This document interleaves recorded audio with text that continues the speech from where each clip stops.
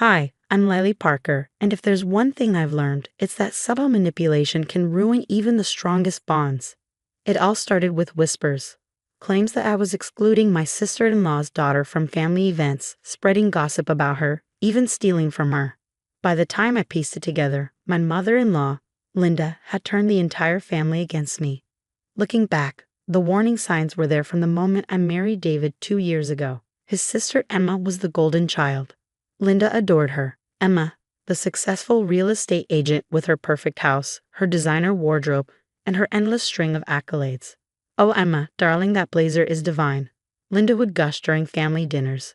Then, with a saccharine smile, she'd add, "Lily, you really should take some tips from Emma. She has such impeccable taste." I'd nod and force a smile, knowing my teacher's salary didn't stretch to luxury brands. The first major blow came during Thanksgiving last year, my first attempt at hosting the Parker family traditions. Everything was going smoothly until Emma arrived, late and dramatically flustered, as always. "Mom," she said with that honey-sweet tone that always set my nerves on edge, "did you know Lily didn't invite me to her girls' lunch last weekend?" I had to find out through cousin Sarah's Instagram story. My heart stopped. "What lunch? I didn't plan any." "Oh, Lily," Linda interrupted with a heavy sigh. "Emma's been so lonely since her breakup. How could you leave her out like that?" I started to explain, but Emma, ever the actress, was already dabbing her eyes. "I just want to feel included," she whispered tearfully. "I thought we were supposed to be sisters." David squeezed my hand under the table. "Lils, maybe try harder with Emma." It hit me then. Emma wasn't just playing the victim. She was orchestrating these moments, crafting scenarios to undermine me. That girl's lunch? It was a faculty meeting at a cafe. Sarah, who happened to be there with her kids, had posted a picture that Emma conveniently twisted into a slight. Things escalated. Items began disappearing from Emma's home: an expensive lipstick, a designer scarf, a pair of earrings, only to resurface in my belongings. "I'm sure it's just a mix-up," Emma would say, ever so graciously, while Linda cast disapproving glances my way. Lily probably admired them and forgot to mention borrowing them. Then came the lies, claims that I was bad-mouthing Emma, sabotaging her real estate deals, even spreading gossip about her failed engagement. Each story was perfectly calculated to cast doubt, and it worked. "I don't know what to believe," David admitted one night after yet another tense family gathering. "Emma's always been honest, but you're my wife." The betrayal in his words cut deeper than any of Emma's schemes. "You think I'd do these things?" I asked, my voice trembling. He sighed, looking torn.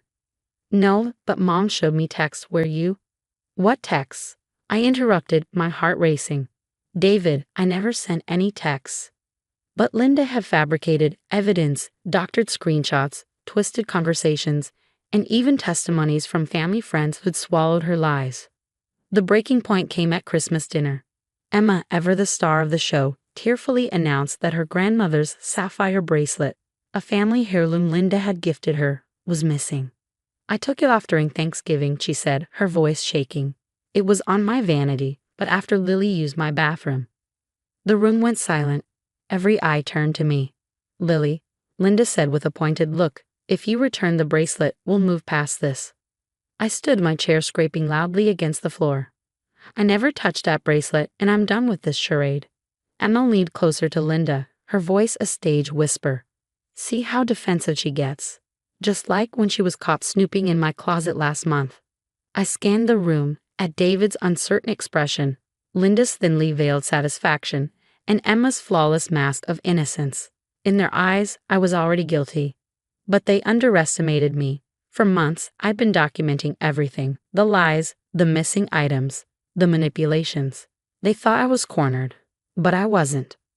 Emma and Linda were about to learn that even the quietest ones can fight back when pushed too far.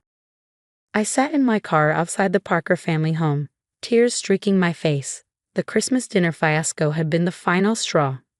My phone buzzed on the passenger seat, another group message from Linda lighting up the screen.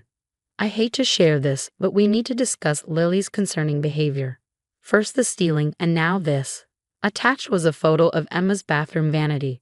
Drawers yanked open, contents scattered. My stomach twisted.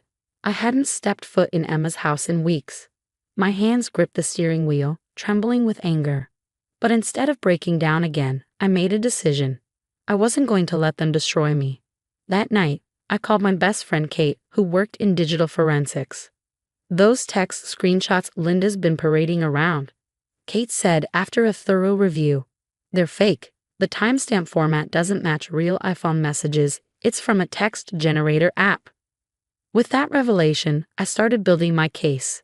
I documented everything, every accusation, every conveniently missing item, every staged scenario.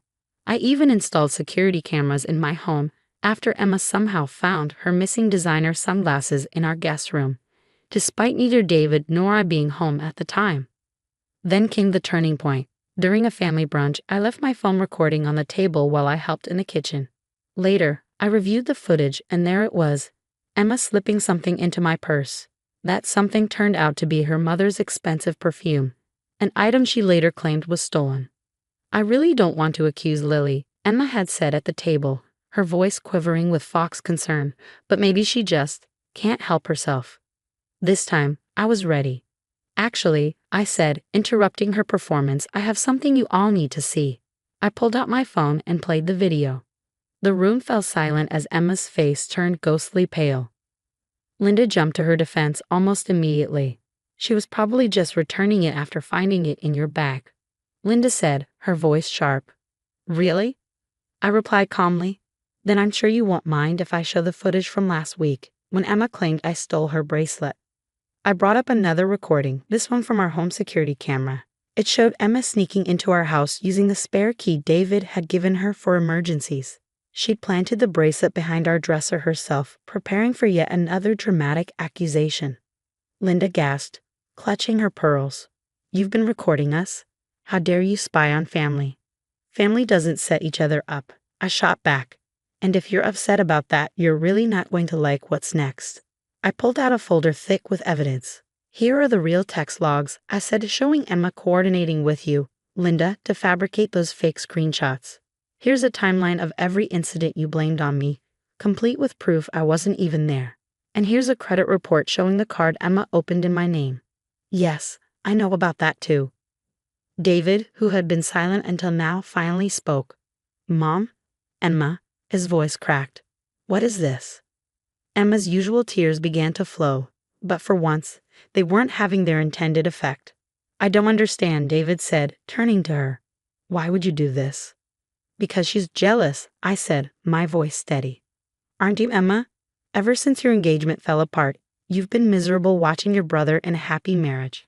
And Linda, you've never thought anyone was good enough for your son, have you?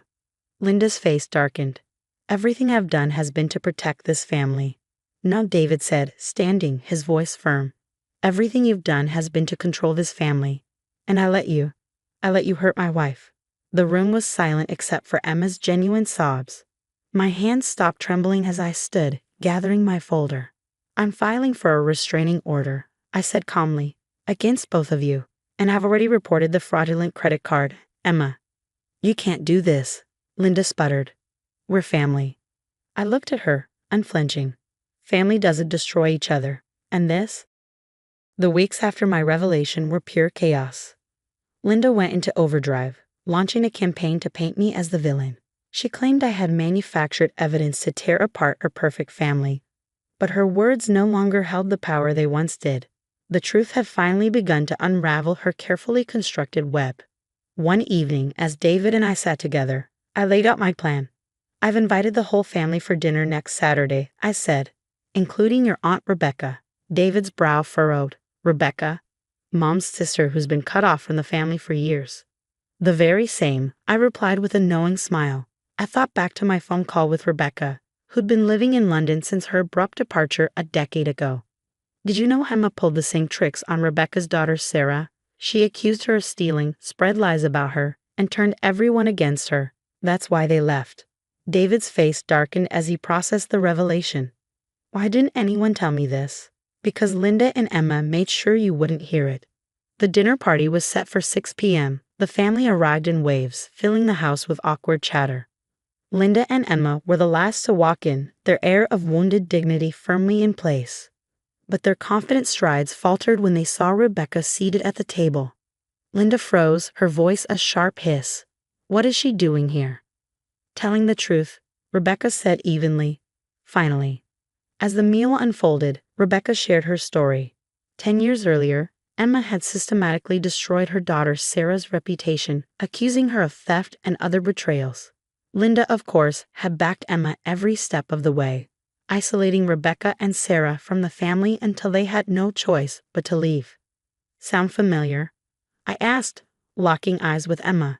Her perfectly composed mask began to crack. That's absurd, Emma stammered. Sarah was stealing. Like this? I interrupted, pulling out her grandmother's sapphire bracelet, the one Emma had accused me of stealing. I found it in your desk drawer at work. Your assistant was more than willing to help me uncover the truth. The room erupted into chaos. Family members began sharing their own experiences, buried stories of Emma's manipulations, and Linda's enabling finally coming to light. Cousins spoke of being ostracized, friends alienated, all following the same pattern. When the noise settled, I stood and addressed the room. Here's my proposition. Either you both admit everything to everyone, or I take this evidence to the police. The credit card fraud alone would make for very interesting headlines. Linda's face went pale. You wouldn't dare. Think of the family name. Rebecca scoffed. Like you thought of it when you destroyed other people's lives. Finally, Emma cracked. Fine, she screamed. Yes, I did it. I set you up, planted things, faked messages. I couldn't stand watching you have everything I lost. And Mom helped because she's never thought you were good enough for David anyway. The confession was a tipping point. Family members who'd stayed silent for years now found their voices, condemning the toxic duo. Linda and Emma's house of cards collapsed under the weight of the truth. In the aftermath, Linda and Emma were cut off from the family, a poetic taste of their own medicine. David and I moved to a new home across town, determined to build a fresh start grounded in boundaries and honesty. Rebecca and Sarah returned from London, reconnecting with family members who now understood the truth. A week ago, I received a letter from Emma. An apology, perhaps? I haven't opened it yet. Some wounds take time to heal, and I'm learning that forgiveness doesn't always mean reconciliation. Recently, David asked me if I regretted marrying into his complicated family. I thought about the strength I'd discovered, the truth I'd unearthed, and the justice that had been served. No regrets, I told him. Sometimes you have to weather the storm to find your strength. The perfect daughter's mask had shattered. The manipulative mother-in-law's control had crumbled, and I had emerged stronger than ever. Now I want to hear from you. Have you ever faced someone who tried to ruin your reputation? How did you handle it? Sometimes the hardest battles aren't fought with fists, but with truth and patience. Share your stories in the comments below.